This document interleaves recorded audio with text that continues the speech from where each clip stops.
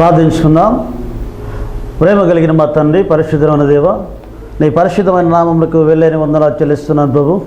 ఇదిగో నేడు ఈ యొక్క ఆనంద సమయం అనేటువంటి కార్యక్రమంలో నా తండ్రి నీ పరిశుద్ధమైనటువంటి ఆశీర్వాదము కలిగిన దీవెనలతో పొందినటువంటి బిడ్డలు నా ప్రభా ఈ సమయంలో నీ పరిశుద్ధమైనటువంటి వాక్యాన్ని వినబోచుండగా నా తండ్రి నీ పరిశుద్ధమైనటువంటి ఆశీర్వాదాలు పొందబోతున్నటువంటి నీ బిడ్డలను దీవించి ఆశీర్వదించమని, ఇదిగో తండ్రి టీవీ ముందు కూర్చొని వీక్షిస్తున్న బిడ్డలందరినీ కూడా నీ పరిశుద్ధాత్మ శక్తితో అభిషేకించి ఆశీర్వదించి నీవే మహిమా ఘనత ప్రభావాలు పొందుకోమని, వినుచున్న నీ బిడ్డల యొక్క హృదయాలను ఈ వాక్యము వారి హృదయాలలో ఫలింపచేయమని చేయమని, అలుపుడైన నన్ను సెలవుచాట మరుగుపరుచుకొని నీవే అద్భుతమైన మేలులు నీ బిడ్డలకు దాయించమని యేసు క్రీస్తు పరిశుద్ధమైన నామములు ఈ ప్రార్థన అడిగి వేడుకుంటున్నాను తండ్రి, ఆమేన్.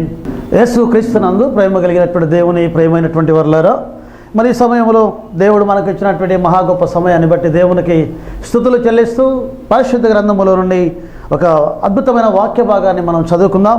మరి ఈ సమయంలో ఆదికాండము 16వ అధ్యాయము 13వ వచనాన్ని ఒకటి మనం చదువుకుందాం. అది చూచుచున్న దేవుడు నీవే అని అను పేరు తనతో మాట్లాడిన యెహోవాకు పెట్టెను. ఏలయనగా నిన్ను చూచిన వాణ్ణి నేను ఇక్కడ చూచితిని కదా అని అనుకొనెను. క్రీస్తునందు ప్రియమైనటువంటి దేవుని యొక్క ప్రియమైన వారులారా, ఈ సమయంలో మన వాక్య భాగానికి ఒక అంశాన్ని మనం జ్ఞాపకం చేసుకుందాం. చూచుచున్న దేవుడు. క్రీస్తునందు ప్రియమైనటువంటి విశ్వాసులారా, టీవీ ముందు కూర్చొని పరిశుద్ధమైన వాక్యమును వినుచున్నటువంటి దేవుని యొక్క ప్రియమైనటువంటి దేవుని బిడ్డలారా, ముఖ్యంగా మనము దేవుని యొక్క కుమారులం. ఎందుకంటే దేవుడు తన పోలిక చొప్పున నరులను చేసి ఉన్నాడు. అలాగే ఆ నరులను చేసినటువంటి దేవుడు మనకు తన ఆత్మను ఇచ్చాడు. ఇచ్చినటువంటి ఆత్మతో సజీవులుగా ఉన్నటువంటి మనము దేవుణ్ణి చూడాలి అనే ఆలోచన కలిగి జీవించాలి. అందుకే మనం చదువుకున్నటువంటి వాక్య భాగాన్ని ఒకసారి మనం జ్ఞాపకం చేసుకున్నట్లయితే, క్రీస్తునందు దేవుని యొక్క ప్రియమైనటువంటి వాళ్ళరా, అబ్రహాము దేవుని యొక్క కృపను బట్టి ఆలోచన చేసినటువంటి దేవుని పిలుపొందుకొని వెళ్ళినటువంటి అబ్రహాము నుంచి అక్కడి నుంచి బయలుదేరి దేవుని మాట విని దేవుని యొక్క మాట చొప్పున అనేక ప్రాంతాలు అనగా కనాను దేశానికి వెళ్ళినప్పుడు, ఆ కనాను దేశంలో కరువు వచ్చినప్పుడు ఆయన బయలుదేరి ఐగుప్తు దేశానికి వెళుతూ ప్రారంభిస్తున్నాడు. ఐగుప్తు దేశంలో అనేకమైనటువంటి గొప్ప గొప్ప అద్భుతమైన కట్టడాలు, అద్భుతమైనటువంటి ఆచారాలు కలిగినటువంటి ఐగుప్తు దేశంలో అబ్రహాము అక్కడికి వెళ్ళినట్లుగా మనం చూస్తాం. దేవుని యొక్క ప్రియమైనటువంటి దేవుని యొక్క బిడ్డలారా, వ్రాయబడినటువంటి మాటను జ్ఞాపకం చేసుకున్నట్లయితే ఆదికాండము 12వ అధ్యాయంలో దేవుడు అబ్రహామును పిలిచాడు. అలాగే 15వ అధ్యాయం వచ్చేసరికి అబ్రహామును పిలిచినటువంటి దేవుడు 15వ అధ్యాయంలో అక్కడ ఎలియాజరు యొక్క జీవితాన్ని చూస్తున్నాడు అబ్రహాం. ఎందుకంటే అబ్రహాము జీవితంలో ఆస్తి ఐశ్వర్యాలు సమస్తం ఉన్నవి, కానీ దేవుని యొక్క చిత్తానుసారమైనటువంటి కుమారుడు కలగలేదని అబ్రహాము బాధపడుచు తన ఇంటి పెద్ద దాసుడు ఎలియాజరే వారసుడు అవుతారని అనుకున్నటువంటి సమయాలలో అందరి మనసులో ఎరిగిన దేవుడు అబ్రహాము మనసులో ఉన్నటువంటి ఆలోచన ఎరిగి ఒక అద్భుతమైనటువంటి మాట మాట్లాడుతున్నాడు. ఏమిటి అంటే, అబ్రహామా, ఒకసారి నువ్వు బయటకు వచ్చి ఒకసారి ఆకాశ నక్షత్రాలను లెక్కించు, నీకు పుట్టబోయే వారసుడు ఆ విధంగా ఉంటాడని దేవుని యొక్క వాక్యంలో అనగా దేవుని యొక్క మాటగా చెప్తాడు. అంతేకాదు ప్రియమైనటువంటి వారులారా, ఈ సమయంలో మనం దేవుని యొక్క వాక్యాన్ని వినుచూ ఉన్నాం. వింటున్నటువంటి ఈ వాక్య భాగంలో దేవుడు చెప్తున్నాడు, నీ ఇంటి పెద్ద దాసుడైన ఎలియాజరు నీకు వారసుడు కాదు, నీకు వాగ్దాన పుత్రుడు పుడతాడని సెలవిచ్చాడు. ఈ విధంగా పుత్రుడు జన్మిస్తాడు అన్నాడు, కానీ పుత్రుడిని ఇస్తాడన్నాడు, కానీ ఆ యొక్క దేవుని యొక్క ఆశీర్వాదము అప్పటి వరకు పనిచేసింది. అయితే ఆ ఆశీర్వాదం పొందినటువంటి అబ్రహాము కొన్ని సంవత్సరాలు ఎదురు చూడటం ప్రారంభించాడు. ఈ లోపల అబ్రహాము తన భార్యను తీసుకొని అక్కడికి అనగా ఐగుప్తు దేశానికి వెళ్ళినట్లుగా మనం చూస్తున్నాం. ఐగుప్తు దేశానికి వెళ్ళినప్పుడు ఆదికాండము 16వ అధ్యాయంలో దేవుడైనటువంటి యెహోవా అబ్రహామును దర్శించేటువంటి సమయం. ఎందుకంటే అబ్రహాము ఐగుప్తు దేశంలో తన భార్యతో ఉన్నప్పుడు ఐగుప్తు రాజు అయినటువంటి ఒక అద్భుతమైనటువంటి మాటను మనం జ్ఞాపకం చేసుకోవచ్చు. ఏమిటి అంటే, వ్రాయబడినటువంటి చూసినట్లయితే ఐగుప్తు దేశంలో నుండి బయలుదేరి అబీమెలెకు అనేటువంటి ఆయన ద్వారాగా శోధింపబడినటువంటి షేరా, ఆ శారా అనేటువంటి ఆమెను చూసినటువంటి అబీమెలెకు తన యొక్క మనస్సును ఆ యొక్క శారా మీదకి వెళ్ళినప్పుడు దేవుడు ఆయనను చూసి గద్దించినప్పుడు అబ్రహాముతో అబీమెలెకు అంటున్నాడు, నీవు ఎందుకు నాకు చెప్పలేదు, ఎందుకు దాచావు ఈ విషయాన్ని అని చెప్పి అన్నప్పుడు దేవుని యొక్క ప్రియమైనటువంటి వాళ్ళరా, ఈ సమయంలో అబ్రహాముని అక్కడ నుంచి తను బయలుదేరి పంపించినప్పుడు అబ్రహాము వెంట హాగర్ని కూడా దాసీగా పంపిస్తాడు.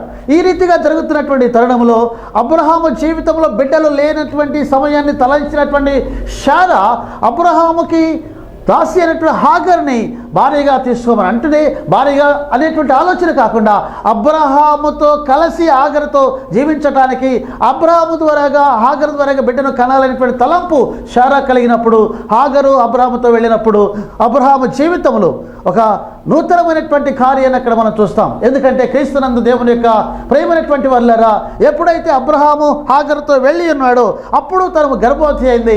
ఎప్పుడైతే హాగరు గర్భవతి అయిందని హాగరు తెలుసుకున్నదో హాగరు దృష్టిలో శారా ఒక నీచమైన దానికి చూస్తున్నప్పుడు శారా ఈ విషయం తెలుసుకునేటువంటి ఆ సమయాల్లో హాగర్ని అక్కడి నుంచి వెళ్ళగొడుతూ ఉంటుంది. వెళ్ళగొట్టినప్పుడు క్రీస్తునందు దేవుని యొక్క ప్రియమైనటువంటి వాళ్ళరా, శారా దాన్ని శ్రమ పెట్టినందున అది ఆమె వద్ద నుండి అది పారిపోగా అనేటువంటి ప్రాముఖ్యమైనటువంటి మాటను మనం అక్కడ చూస్తూ ఉన్నాం. ఎందుకంటే పారిపోతున్నటువంటి సమయాలలో ఆకాశమందు ఆసీనుడైనటువంటి దేవుడు తన దూతను అరణ్య మార్గంలో ప్రయాణమై పారిపోతున్నటువంటి హాగర్ని చూస్తున్నాడు. ఈ సమయంలో మన వాక్య భాగానికి ఒక అంశాన్ని చూసినట్లయితే చూచుచున్న దేవుడు అనే ఒక అంశాన్ని మనం జ్ఞాపకం చేసుకోవచ్చు. ఈ సమయంలో మనం జ్ఞాపకం చేసుకున్నట్లయితే క్రీస్తునందు దేవుని యొక్క ప్రేమైనటువంటి వాళ్ళరా, ఐగుప్తు మార్గంలో ఉన్నటువంటి షూరు మార్గములో ప్రయాణం కావిస్తున్నటువంటి హాగర్ను దేవుని దూత చూచినప్పుడు అక్కడ దేవుని దూత మాట్లాడుతుంది, హాగరు నువ్వు ఎక్కడి నుంచి వచ్చావు, ఎక్కడికి వెళుతున్నావు అని అన్నప్పుడు క్రీస్తునందు దేవుని యొక్క ప్రేమైనటువంటి వాళ్ళరా, అక్కడ జరిగినటువంటి శారా దగ్గర జరిగినటువంటి పరిస్థితి హాగరు వినిపించినప్పుడు దేవుని దూతకు అప్పుడు అంటుంది ఆ దూత, నీవు శారా చెప్పినట్టు విను, ఆమె దగ్గరికి ఆమె చేతి కింద అణిగి మణిగి ఉండమని చెప్తుంది. అలానే కాకుండా ఎప్పుడైతే ఆ మాట చెప్పిందో అలాగే తన గర్భంలో పుట్టబోతున్నటువంటి బిడ్డకు కూడా వాగ్దానం జరుగుతూ ఉంది. అదేమిటంటే క్రీస్తునందు దేవుని యొక్క బిడ్డలారా, నీవు గర్భవతివై కుమారుడి కంటావు, అతనికి ఇస్మాయేలును పేరు పెడతావు, అతను అడవి గాడిద వంటి మనుష్యుడు అవుతాడు, అలాగే అతని చేయి అందరికన్నా చేతుల కన్నా పై ఉంటుందని చెప్తూ ఆ మాట ఎప్పుడైతే చెప్తుందో అప్పుడు ఈ దూత అనగా ఆ యొక్క అరణ్య మార్గంలో ఆకాశం నుండి వచ్చినటువంటి ఆ దూతకు పేరు పెడుతుంది, నీవు చూచుచున్న దేవుడవు నీవే అని. క్రీస్తునందు దేవుని యొక్క ప్రియమైనటువంటి వాళ్ళ చూచుచున్న దేవుడు ఏం చూస్తున్నాడు, ఎలా చూస్తున్నాడు, ఎవరు చూస్తున్నాడు, ఏ విధమైనటువంటి ప్రయాణాలను గావిస్తున్నటువంటి వాడిని చూస్తున్నాడు. ఈరోజు నిన్ను నన్ను సమస్తాన్ని చూస్తున్నటువంటి దేవుడు చూచుతున్న దేవుడని హాగరు అనేకమైనటువంటి గొప్ప అద్భుతమైనటువంటి పేరు పెట్టడం జరిగింది. బానిసగా వచ్చినటువంటి ఆమె, ఐగుప్తు దేశం నుండి దాసీగా వచ్చినటువంటి ఆమె అబ్రహాము చేతి క్రింద అబ్రహాము ద్వారాగా ఉన్నప్పుడు అబ్రహాము ద్వారాగా గర్భవతి అయినటువంటి ఆ యొక్క హాగరు బయలుదేరి పారిపోతూ ఉండగా దేవుడు తన బిడ్డను కాపాడుకోవటానికి తన దూతను పంపించినప్పుడు ఆ దూత చెప్తుంది, నీకేమీ పర్వాలేదు అనేటువంటి మాట. ఒక వాగ్దానం కూడిన జీవితాన్ని అద్భుతమిస్తుంది. ఎందుకంటే ఒకవేళ గర్భవతి ఆమె ఎక్కడికి వెళ్తుంది, తన ఇంటికి వెళ్ళలేదు, తన దేశానికి వెళ్ళలేదు, ఒంటరిగా వెళ్ళినటువంటి ఆమె, కన్యగా వెళ్ళిన ఆమె గర్భము దాల్చి ఒకవేళ వస్తే తల్లిదండ్రుల పరిస్థితి ఏమిటి, తల్లిదండ్రుల యొక్క అవమాన పరిస్థితి ఏమిటి, తల్లిదండ్రులు తనను తీర్చుకుంటాడా, దగ్గరికి తీసుకుంటారా, లేక ఊరిలో ఉన్నటువంటి జనాభా పరిస్థితి ఏమిటి, కన్యగా వెళ్ళిన ఆమె గర్భవతి తిరిగి తన దేశానికి తన ఊరికి వస్తున్నప్పుడు వాళ్ళ పరిస్థితి ఎలా ఉంటుందో ఆలోచన చేద్దాం. క్రీస్తునందు దేవుని యొక్క ప్రియమైనటువంటి వాళ్ళరా, ఈ సమయంలో దేవుని యొక్క వాక్య భాగంలో హాగరు దేవునికి పెడుతున్న పేరు చూచుచున్న దేవుడవు నీవే, చూచుతున్న దేవుడవు నీవే. క్రీస్తునందు దేవుని యొక్క ప్రియమైనటువంటి వాళ్ళరా, మరొకసారి దేవుని యొక్క వాక్య భాగంలో ఏమేమి చూస్తున్నాడో పరిశుద్ధ గ్రంథాన్ని ఒకసారి మనం జ్ఞాపకం చేసుకుందాం. ఎవరిని చూస్తున్నాడు, ఎలాంటి పరిస్థితుల్లో ఉన్నప్పుడు దేవుడు చూస్తున్నాడో కూడా పరిశుద్ధ గ్రంథాల్లో మనం జ్ఞాపకం చేసుకుందాం. నిర్గమకాండము 3వ అధ్యాయంలో 7వ వచనాన్ని మనం చూసినట్లయితే క్రీస్తునందు దేవుని యొక్క బిడ్డలారా, మరియు యెహోవా ఇట్లనెను, నేను ఐగుప్తులో ఉన్న నా ప్రజల బాధను నిశ్చయముగా చూచితిని అనేటువంటి మాట అక్కడ రాయబడింది. చూచుతున్న దేవుడు అనే ఒక అంశంతో మనం మాట్లాడుకుంటున్నప్పుడు దేవుడు ఐగుప్తు దేశంలో ఉన్నటువంటి తన ప్రజల బాధను అనగా తన ప్రజల బాధను చూచినట్లుగా మనం చూస్తాం. ఎందుకంటే దేవుడు కష్టపెట్టే దేవుడు కాదు. యాకోబు నివసించినటువంటి పట్టణములో కరువు కాలం వచ్చినప్పుడు ఐగుప్తు దేశానికి ధాన్యము కొరకై తన బిడ్డలను పంపించినప్పుడు ఐగుప్తు దేశానికి అధికారిగా ఉన్నటువంటి యోసేపు తన అన్నలను చూసి గుర్తుపట్టినప్పుడు ఆ గుర్తుపట్టినటువంటి ఆ యొక్క యోసేపు బాధపడుతూ ఉంటాడు. ఒకనొక సమయంలో తన అన్నలను పిలిపించుకొని తను ఎవరో చెప్పుకున్నప్పుడు తన అన్నలు కూడా భయపడతారు. ఒకవేళ ఇది మనసులో పెట్టుకొని మమ్మల్ని చంపేస్తాడేమో అధికారిగా ఉండి అనేటువంటి ఆలోచన చేశారు. కానీ దేవుడు తన అద్భుతమైనటువంటి మాట ఒకటి బైబిల్ గ్రంథంలో రాయబడింది. నీ శత్రువులను అనేటువంటి మాట రాయబడింది. ఎందుకంటే శత్రువును క్షమించమనేటువంటి మాట. క్రీస్తునందు దేవుని యొక్క ప్రేమైనటువంటి వారు ఈ సమయంలో దేవుని యొక్క వాక్య భాగంలో చూసినట్లయితే అక్కడ రాయబడినటువంటి మాట, ప్రజల బాధను నా ప్రజల బాధను నిశ్చయముగా చూచి తినేటువంటి మాట రాశాడు. ఏమిటి ఆ ప్రజల బాధ? ఐగుప్తు దేశానికి 70 మందితో వెళ్ళినటువంటి యాకోబు సంతానములో కాలక్రమంలో 4 తరాలు గడిచాయి. కారణం ఏమిటి అంటే దేవుని యొక్క ప్రేమైనటువంటి వాళ్ళరా, ఐగుప్తు దేశంలో రమాసేస్ అనేటువంటి పట్టణంలో ఒక అద్భుతమైనటువంటి కట్టడం కట్టాడు యోసేపు తన తండ్రికి నివాసం ఉండడానికి ఒక ప్రాంతాన్ని. ఆదికాండము 15వ అధ్యాయంలో ఒక వాక్యాన్ని మనం జ్ఞాపకం చేసుకున్నట్లయితే దేవుని యొక్క ప్రియమైనటువంటి వాళ్ళరా, దేవుడైనటువంటి యెహోవా అబ్రహాముకి ఒక వాగ్దానం ఇచ్చాడు. ఏ వాగ్దానం అని అంటే రాయబడినటువంటి మాట చూసినట్లయితే, నీవు 5వ వచనంలో, మరియు ఆయన వెలుపలికి అతను తీసుకొని వచ్చి నీవు ఆకాశం వైపు తేరొచ్చి నక్షత్రము లెక్కించడానికి నీ చేతనైతే లెక్కించము అని చెప్పి నీ సంతానము అలాగోగునని చెప్పారు. అప్పుడు ఎప్పుడైతే ఆ మాట చెప్పాడో అది యెహోవా ఆ మాట చెప్పినప్పుడు అబ్రహాము అది నమ్మాడు. ఇది ఇంతవరకు బాగానే ఉంది. ఎందుకంటే దేవుని యొక్క వాక్యము అబ్రహాము దగ్గరికి వచ్చినప్పుడు అబ్రహాము యొక్క ఆ యొక్క మాట విని అబ్రహాము దేవుని యొక్క మాటను నమ్మాడు. మరి వీళ్ళిద్దరికి జరిగిన ఒప్పందంలో మరి అబ్రహాముకి ఇచ్చిన వాగ్దానము దేవుడు చెప్పినటువంటి మాట ఒకవేళ నిత్య నిబంధన చేసుకోవాలి అంటే ఒక నిబంధన కావాలి. ఆ నిబంధనకి దేవుడు ఒక అద్భుతమైన మాట చెప్పాడు. 9వ వచనం చూసినట్లయితే, 3 ఏళ్ల మేకను 3 ఏళ్ల పొట్టేళ్లను ఒక తెల్ల గువ్వను ఒక పావురో పిల్లను నా యొద్దకు తీసుకొని రమ్మని అతడు అవన్నీ తీసుకొచ్చి నడుమ ఖండించి దాని ఖండంలోకి ఎదురెదురుగా వాటిని ఉంచి అని చెప్పాలి. క్రీస్తునందు దేవుని యొక్క బిడ్డలారా, ఇక్కడ అబ్రహాముకి దేవుడు చూపేటువంటి కృతజ్ఞత ఎలా ఉన్నది అంటే, దేవుడు చేసినటువంటి ఒక నిబంధన ఎలా ఉన్నది అంటే 3 ఏళ్ల పెయ్యి కావాలి, 3 ఏళ్ల మేక కావాలి, 3 ఏళ్ల పొట్టేళ్ళు కావాలి, ఒక తెల్ల గువ్వ ఒక పావుర పిల్ల. దేవుడు చెప్పాడు 3 ఏళ్ల పెయ్యను నడుము ఖండించమన్నాడు, 3 ఏళ్ల పొట్టేళ్లను నడుము ఖండించమన్నాడు, 3 ఏళ్ల మేకను నడుము ఖండించమన్నాడు. ఈ 3 కూడా నడుము ఖండించాడు. పక్షులు అనగా పావురాన్ని కానీ గువ్వను కానీ ఖండించలేదు. ఖండించి వాటికి ఎదురెదురుగా పెట్టాడు. దేవుడు ఈ వాటికి ఎదురెదురుగా పెట్టినప్పుడు దేవుడు ఆకాశముడి అగ్నితో దిగి వచ్చి దహన బలి చేయించాలి. ఎప్పుడైతే దహన బలి జరుగుతుందో దేవుడు అబ్రహాముకి ఇచ్చిన వాగ్దానము నెరవేర్చబడుతుంది. అయితే అబ్రహాము దేవుడు ఏ విధంగా అయితే చెప్పాడో ఆ విధంగానే దేవుడు చెప్పిన మాటను విన్నటువంటి అబ్రహాము ఖండించాడు. వాటికి ఎదురెదురుగా పెట్టి అలా చూస్తూ ఉన్నాడు. క్రీస్తునందు దేవుని యొక్క ప్రియమైనటువంటి వారులరా, ఆకాశము వైపు చూస్తున్నాడు. దేవుడు వస్తాడేమో అనగా దహించి వేస్తుందేమో ఈ యొక్క బలి అనేటువంటిది చూసినప్పుడు క్రీస్తునందు దేవుని యొక్క బిడ్డలారా, ఎప్పుడైతే ఇవి దేనికి ఎదురుగా ఖండింపబడి అక్కడ పెట్టాయో వాటిని చూస్తూ ఆకాశమున గద్దలు తిరుగుతూ ఉన్నాయి, కళేభరాముల వైపు చూస్తూ ఉన్నాయి. ఎప్పుడైతే సాయంకాలం అయింది, ప్రొద్దుగుంకిపోయి కటికి కొద్దిగా చీకటి పడినప్పుడు అబ్రహాము దేవుని కొరకు ఎదురు చూస్తున్నటువంటి ఆ సమయాలలో అబ్రహాము ఆ సమయంలో ఒక్కసారిగా కునుకు వేసినప్పుడు ఆ కునుకు ఎప్పుడైతే వేశాడో 12వ వచనం, ప్రొద్దుగుంకిపోయినప్పుడు అబ్రహాము యొక్క గాఢ నిద్ర పట్టాను, భయంకరమైన కటికి చీకటి ఎత్తున కప్పగా అనేటువంటి మాట రాశారు. క్రీస్తునందు దేవుని యొక్క ప్రేమైనటువంటి వారులరా, దేవుని వాక్యము వినిచినటువంటి వారులరా, ఈరోజు దేవుడు నిన్ను చూస్తున్నాడని గమనించవలసి ఉన్నది. ఎందుకంటే దేవుడు చెప్పాడు, ఇదిగో నీ సంతానము ఇసుకురేణి వల్లే ఆకాశ నక్షత్రాల వలె ఉంటుందని సెలవిచ్చాడు. ఆ మాట నెరవేర్చబడాలి అని అంటే ఇదిగో ఒక షరతు పెట్టాడు. 3 ఏళ్ల పెయ్యి, 3 ఏళ్ల పొట్టేళ్ళు, 3 ఏళ్ల మేక, ఒక పావురము ఒక తెల్ల గువ్వ, వీటిని ఖండించమన్నాడు. పావురాలను ఖండించమని లేదు, కానీ వీరుండిట్లి 3 ఖండించి ఎదురెదురు పెట్టి దేవుని కొరకు చూస్తూ ఉండగా చీకటి పడింది. వెంటనే అబ్రహాముకి గాఢ నిద్ర పట్టినప్పుడు ఆకాశంలో తిరుగుతున్నటువంటి గ్రంథాలు వచ్చి వాటి మీద వాలాయి. ఎప్పుడైతే అవి వాలాయో అవి అపవిత్రపరచబడ్డాయి. దేవునికి చెందవలసిన ఈ అర్పణ అపవిత్రపరచబడినప్పుడు అపవిత్రపరచబడినటువంటి అర్పణ చూచిన దేవుడు అబ్రహాముకి ఒక శాపాన్ని ఇచ్చాడు. అదేమిటంటే, నీకు పుట్టే సంతానము తనది కాని పరదేశమున 400 సంవత్సరాలు బానిసలుగా ఉంటాడన్నాడు. క్రీస్తునందు దేవుని యొక్క ప్రియమైన వారలారా, అబ్రహాముకు దేవుడు వాగ్దానం చేశాడు.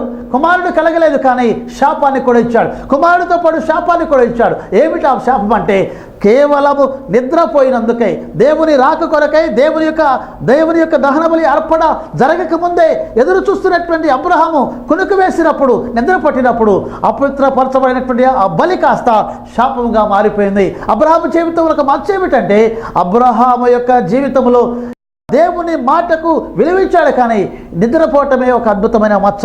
ఆ మచ్చకు ప్రతిగా తన సంతానము 400 సంవత్సరాలు అక్కడ వీరిని శ్రమ పెట్టుందని రాశారు. ఆ 400 సంవత్సరాలు ఐగుప్తు దేశంలో బానిసలుగా ఉన్నారు. యాకోబుతో 12 మంది కుమారులు, అనగా 70 మందితో వెళ్ళినటువంటి యాకోబు యోసేపు కాలంలో అద్భుతంగా దీవించబడ్డాడు.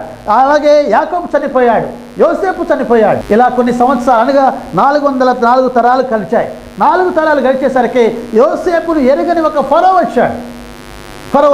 ఫరో వచ్చినప్పుడు ఐగుప్తు దేశంలో ఉన్నటువంటి జనాభా, అలాగే ఇశ్రాయేలు జనాభాను లెక్కించినప్పుడు ఇంచుమించు సమానంగా ఉన్నప్పుడు ఐగుప్తు దేశాన్ని ఏలుతున్న ఫరో ఒక ఆలోచన చేశాడు. అదే ఈ విధంగా అబ్రహాము యొక్క యాకోబు సంతానముగా హెబ్రీ జాతి అనబడినటువంటి ఈ ప్రజలు ఐగుప్తు దేశాలతో సమానంగా ఉన్నారు. ఒకవేళ శత్రు దేశాలతో ఈ హెబ్రీలు గారి ఒకళ్ళ జత కలిసి ఐగుప్తు దేశం మీదకి యుద్ధానికి వస్తారేమో అని తలంచినటువంటి ఈ ఫరో ఐగుప్తు దేశములో ఉన్నటువంటి ఇశ్రాయేలును కష్టపెట్టడం అప్పటి నుంచి ప్రారంభమైనాయి ఇశ్రాయేలుల జీవితాలలో కష్టాలు, బాధలు, కన్నీళ్లు, శ్రమలు. తరాలు గడుస్తున్నాయి. 4 తరాలు గడిచాయి. ఐగుప్తు దేశానికి మొట్టమొదటిగా వెళ్ళిన వారు చనిపోయారు, వారి కుమారులు చనిపోయారు. కానీ ప్రార్థన చేస్తున్నారు, ఈ బాధలు సంఖ్యల నుండి విడుదపించు, ఈ బాధలు తీసివేయి, ఇదిగో ఈ బానిస అనే కొలిమిలో నుండి విడుదల చేయమంటున్నాడు. క్రీస్తునందు దేవుని యొక్క ప్రేమైనటువంటి వాళ్ళారా, ఎందుకంటే దేవుడు అక్కడ చెప్తున్నటువంటి మాట, మోషేతో చెప్తున్నటువంటి మాట చూడు. అక్కడ రాయబడినటువంటి మాట చూసినట్లయితే, మరియు యెహోవా ఇట్లను, నేను ఐగుప్తులో ఉన్న నా ప్రజల బాధను నిశ్చయముగా చూచితిని. ఎంత కష్టం అనిపిస్తున్నారో, ఎన్ని కన్నీళ్లు కారుస్తున్నారో, ఎంత వేదన చెందుతున్నారో కనుక నా ప్రజల బాధను చూచితిని. ఇదిగో ప్రజల బాధని చెబుకొచ్చిన దేవుడు మోషే నాయకత్వంలో ఐగుప్తు దేశం నుంచి విడుదల గావించడం జరిగింది. విడుదల చేశాడు. ఈ రీతిగా వారు విడుదలైనటువంటి వారు 40 సంవత్సరాలు అరణ్యంలో నడిచి అక్కడికి కనాను దేశానికి, దేవుడు వాగ్దానం చేసిన దేశానికి దేవుడు తీసుకువెళ్ళటం మనం చూస్తున్నాం. క్రీస్తునందు దేవుని యొక్క వాక్యమును వినిచినటువంటి వాళ్ళారా, మరి యొక్క లేఖన భాగాన్ని మనం ఇక్కడ చూసినట్లయితే ప్రాముఖ్యమైనటువంటి మాట చాలా అద్భుతంగా ఇక్కడ రాయబడింది. అదేమిటో మనం జ్ఞాపకం చేసుకున్నట్లయితే, దేవుని యొక్క వాక్యమును వినిచినటువంటి వాళ్ళారా, ఆదికాండము 29వ అధ్యాయము 32వ వచనాన్ని మనం చదువుకుందాం.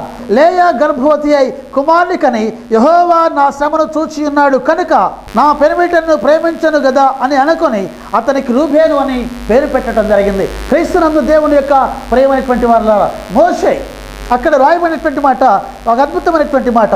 యాకోబు తన అన్నను మోసగించి తల్లి యొక్క ప్రేమకు దాసోహమైనటువంటి వాడు, తల్లి యొక్క ప్రేమ చోటన ఉన్నటువంటి యాకోబు బయలుదేరి తన మామ దగ్గరికి వెళ్ళినప్పుడు అక్కడ తన మామ దగ్గర తన మందను వేపుతున్నటువంటి సమయాలలో రాహేలును ప్రేమిస్తాడు. రాహేలు ప్రేమించినప్పుడు రాహేలును పెళ్లి చేసుకోవాలంటే 7 సంవత్సరాలు కొలువు చేయమన్నాడు తన మామ. క్రీస్తునందు దేవుని యొక్క ప్రేమైనటువంటి వారు రాహేలును ప్రేమించినప్పుడు పెళ్లి చేసుకోవాలి అంటే 7 సంవత్సరాలు అనుకున్నాడు. 7 సంవత్సరాలు అయిపోయిన తర్వాత పెళ్లి సంగతి అనేసరికి ఆ పెళ్లి అద్భుతంగా జరిగించాడు. ఇక్కడ రాహేలు విషయం వచ్చేసరికి యాకోబు రాహేలును పెళ్లి చేసుకోవాలనుకున్నాడు, కానీ ఆ తన మామ అయినటువంటి క్రీస్తునందు దేవుని యొక్క ప్రేమైనటువంటి వాళ్ళరా ఒక అద్భుతమైనటువంటి మాట ఇక్కడ మనం జ్ఞాపకం చేసుకోవచ్చు. ఎప్పుడైతే తన మామ ఈ రీతిగా చేశాడో లేయానిచ్చి పెళ్లి చేయడం జరిగింది. ఒకనొక సమయంలో లేయా కళ్ళు జబ్బ కలిగినటువంటి ఆమె, ఆ ఇంటికి పెద్ద కుమార్తె అయి ఉన్నది. పెద్ద కుమార్తెకు పెళ్లి కాకుండా చిన్న కుమార్తెకు పెళ్లి కాకూడదు, ఇది సాంప్రదాయం. ఈ సాంప్రదాయ ప్రకారంగా ముందు పెద్ద కుమార్తెకు పెళ్లి చేసుకోవాలనేటువంటి తలంపుతో ఒక రాత్రికాల సమయాల్లో, వివాహం జరుగుతున్న సమయాల్లో లేయానిచ్చి యాకోబుకి పెళ్లి చేశాడు. ఎప్పుడైతే ఇది జరిగిందో వెంటనే అప్పుడు ఈ యొక్క యాకోబు అడుగుతున్నాడు. అప్పుడు అన్నాడు, ఇదిగో మళ్ళీ నీకు లేయా కావాలి, ఇక్కడ ఈ రాహేలు కావాలి అంటే మరి 7 సంవత్సరాలు అన్నాడు. ఈ రీతిగా జరుగుతున్నది. ఆ లేయానైతే వివాహం చేసుకున్నాడు, కానీ సరైనటువంటి ప్రేమను కనపరచలేకపోయాడు, తనకు ప్రేమను చూపించలేకపోయాడు. తన మనస్సు, తన ప్రేమ, తనంతా కూడా రాహేలు మీద ఉన్నది. రాహేలు ప్రయాతి ప్రేమైనటువంటి ఇష్టముగా ఉన్నటువంటి చాలా అద్భుతమైనటువంటి మరి ప్రేమికురాలు అయి ఉన్నది యాకోబు జీవితంలో. కానీ అనుకోని సంఘటనలో లేయా యాకోబు జీవితంలో మొదటి భార్యగా రావటం జరిగింది. ఇలా వచ్చినప్పుడు లేయా కాకుండా, లేయాను ప్రేమించకుండా యాకోబు రాహేలు ప్రేమిస్తున్నాడు. అలాంటి పరిస్థితులలో దేవునికి అద్భుతమైనటువంటి ప్రార్థన చేస్తున్నటువంటి ఆ లేయాను మనం జ్ఞాపకం చేస్తున్నట్లయితే క్రీస్తునందు దేవుని యొక్క ప్రియమైనటువంటి వారిలో ఇక్కడ రాయబడతా ఉన్నది. ఆ ప్రాముఖ్యమైనటువంటి మాట చాలా అద్భుతంగా ఉన్నది. ఎందుకంటే ఒకనొక సమయంలో మరి రాహేలు కాకుండా లేయా దగ్గరకు యాకోబు వెళ్ళి ఆమె ఉన్నప్పుడు, ఆమె గర్భవతి అయినప్పుడు అప్పుడు అంటుంది, ఆ గర్భవతి అయి తన కుమారుని పేరు పెట్టే సమయంలో అంటుంది, దేవుడైన యెహోవా నా శ్రమను చూచి ఉన్నాడు అంటున్నాడు.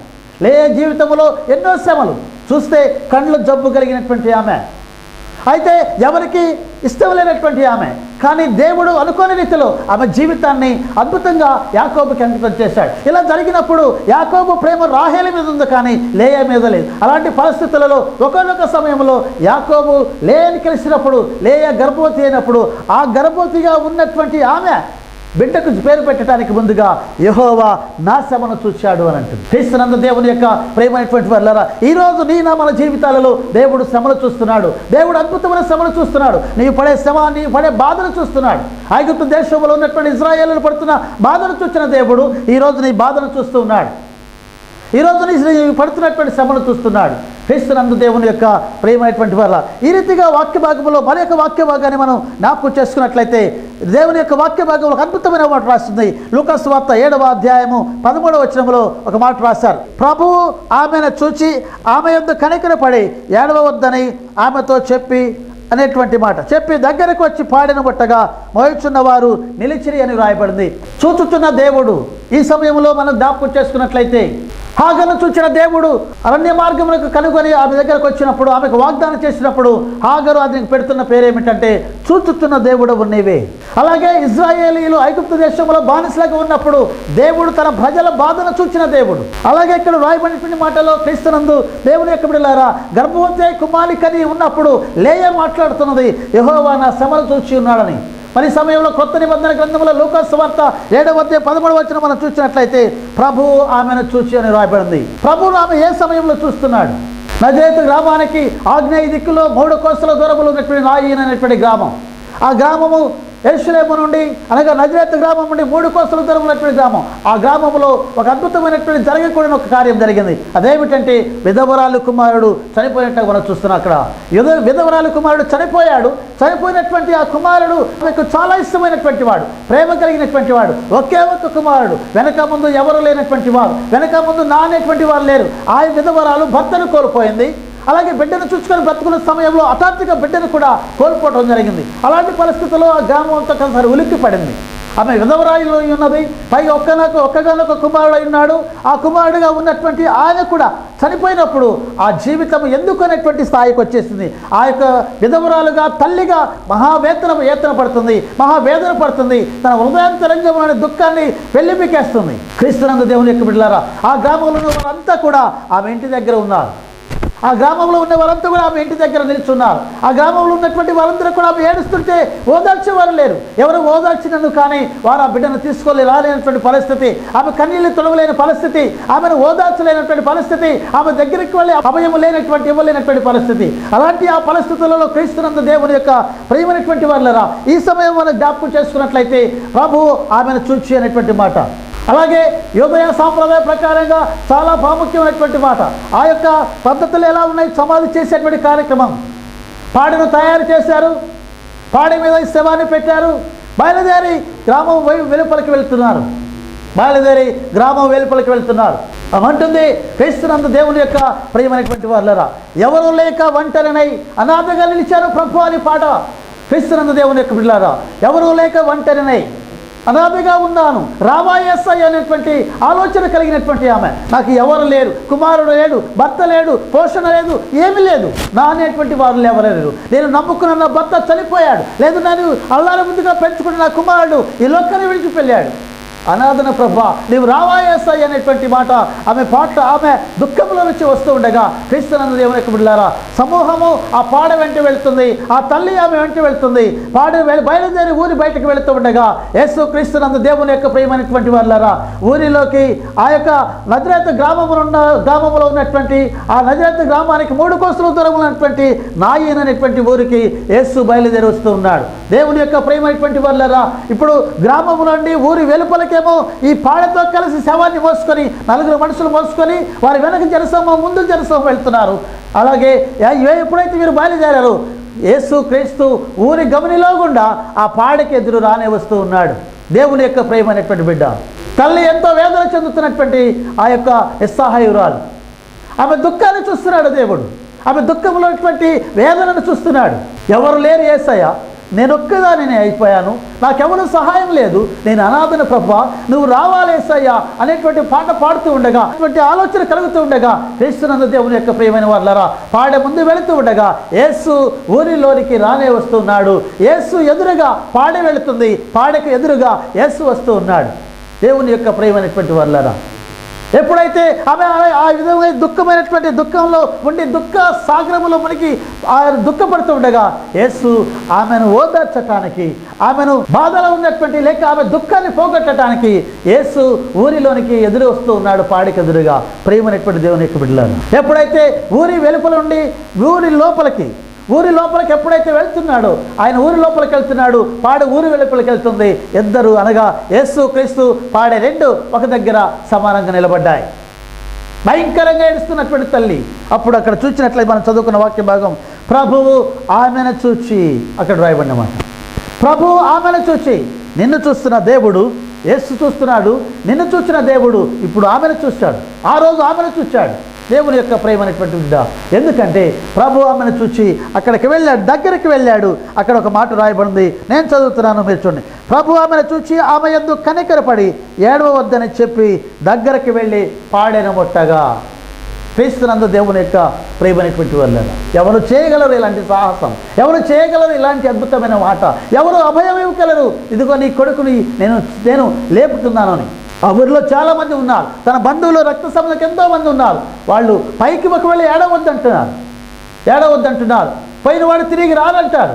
కానీ యేసయ్య అన్నాడు, ఇదిగో కష్టాలలో బాధలు శ్రమలు వేదన బాధలలో ఎన్ని వచ్చినాను సరే యేసు నీతో ఉన్నాడని నమ్మినప్పుడు ఆ నమ్మకం అనే జీవితాన్ని నిలబెడుతుంది. క్రీస్తునందు ప్రేమైనటువంటి దేవుని యొక్క బిడ్డ ఈరోజు మనం జ్ఞాపకం చేసుకున్నట్లయితే ప్రభు ఆమెను చూచి దగ్గరికి వెళ్ళి ఒకే ఒక మాట చెప్తున్నాడు, ఆమెను చూచి ఏడవవద్దని ఆమెతో చెప్పాడు. ఎప్పుడైతే ఆమె చెప్పాడో ఆమె నిర్ఘాంతపై చూస్తుంది, ఎవరో ఈయన నన్ను ఏడవద్దంటున్నాడు. ఒక క్రొత్త మనిషిగా ఉన్నాడు, అంగీ ధరించి తెల్లని వస్త్రాలు ధరించుకున్న ఎదురుగా నిలబడి ఏడవద్దని కన్నీళ్లు తుడుస్తున్నాడు.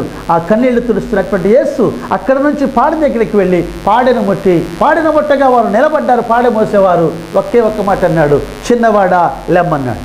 It is a wonderful miracle. ఒక అద్భుతం. యేసుక్రీస్తు ఎక్కడ ఉంటే అక్కడ ఒక అద్భుతం. అలాంటి అద్భుతం చేసిన దేవుడు ఎప్పుడైతే చిన్నవాడ లెమ్మన్నాడో వెంటనే ఆ బిడ్డ లేచి కూర్చున్నాడు. అక్కడ రాయబడినటువంటి మాట వచ్చినట్లయితే ఆ బిడ్డ చెప్పుచున్నాననగా చనిపోయిన వాడు లేచి కూర్చొని మాట్లాడసాగాను. మొన్నది మనలో భూమికి చేరుతుంది, ఆత్మ దయచేసిన దేవునికి చేరుతుంది. ఈ కుమారుడు చనిపోయాడు, తిరిగి ఆత్మ దేవుని దగ్గరికి వెళ్ళింది. కానీ దేవుడు యేసుక్రీస్తు ప్రభువు చిన్నవాడ లెమ్మనగా వెళ్ళిన ఆత్మ తిరిగి అతనిలో ప్రవేశించినప్పుడు పాడె మీద శవమైనటువంటి ఆ కుమారుడు లేచి కూర్చొని కిందకి వచ్చేశాడు. పాడెను దించారు, క్రింద పెట్టారు. ఆ పాడె మీద ఉన్న కుమారుడు లేచి నిలబడ్డాడు. యేసు తన తల్లికి అప్పగించాడు. ఇది ఎన్నడూ ఊహించని సంగతి, ఎన్నడూ జరగని సంగతి యేసు ఆమె జీవితంలో చేశాడు. క్రీస్తునందు దేవుని యొక్క బిడ్డలారా ఈరోజు బైబిల్ గ్రంథంలో ఆమె బాధను చూచాడు, ప్రజల బాధను చూచాడు, లేయ శ్రమను చూచాడు, అలాగే ఈమె దుఃఖాన్ని చూచాడు. ఈరోజు నిన్ను చూస్తున్నాడు దేవుడు. ఈరోజు నిన్ను చూస్తున్నాడు. ఎక్కడి నుండి చూస్తున్నాడు? ఒకసారి దేవుని యొక్క వాక్య భాగములో ఎక్కడి నుండి చూస్తున్నాడు రాయబడినటువంటి మాట పరమగీతము 2వ అధ్యాయము 9వ వచనాన్ని ఒకసారి మనం చదువుకుందాం. దేవుడు ఎక్కడి నుండి చూస్తున్నాడు నిన్ను నన్ను? నా ప్రియుడు ఇరువలేనున్నాడు, లేడి పిల్లవలే ఉన్నాడు, అదిగో మన గోడకు వెలిగా అతడు నిలుచున్నాడు. కిటికీ గుండా చూచుచున్నాడు, కిటికీ కంతగుండా తొంగి చూచుచున్నాడు అనేటువంటి మాట రాస్తాడు. క్రీస్తునందు దేవునికి బిడ్డలారా, ఈరోజు నువ్వేం చేస్తున్నావో దేవుడు చూస్తున్నాడు, నువ్వెక్కడ ఉన్నావో దేవుడు చూస్తున్నాడు, ఎవరితో ఏం మాట్లాడుతున్నావో దేవుడు చూస్తున్నాడు, ఎక్కడికి వెళుతున్నావో చూస్తున్నాడు, ఇదిగో నీ ఇంటిలో నువ్వేం చేస్తున్నావో చూస్తున్నాడు. క్రీస్తునందు దేవునికి బిడ్డలారా, ఎవరు చూడాలనుకోవటం పొరపాటు. దేవుడు అంటున్నాడు అక్కడ వాక్య భాగంలో, కిటికీ గుండా చూచుచున్నాడు, కిటికీ కంతగుండా తొంగి చూస్తున్నాడంట. తొంగి చూస్తున్న దేవుడు ఈరోజు ఎక్కడున్నా చూస్తున్నాడు, కానీ నీ హృదయాన్ని దేవుడు చూస్తున్నాడు. ఆ హృదయంలో దేవునికి ఒక స్థానం ఇవ్వాలని చూస్తున్నాడు. ఇది ఆ హృదయంలో దేవునికి ఒక స్థానంలో నువ్వు చూడగలిగినట్లయితే అద్భుతంగా దేవుని చూడగలుగుతావు. హృదయ శుద్ధి గల వారు దేవుని చూచేదని రాయబడింది.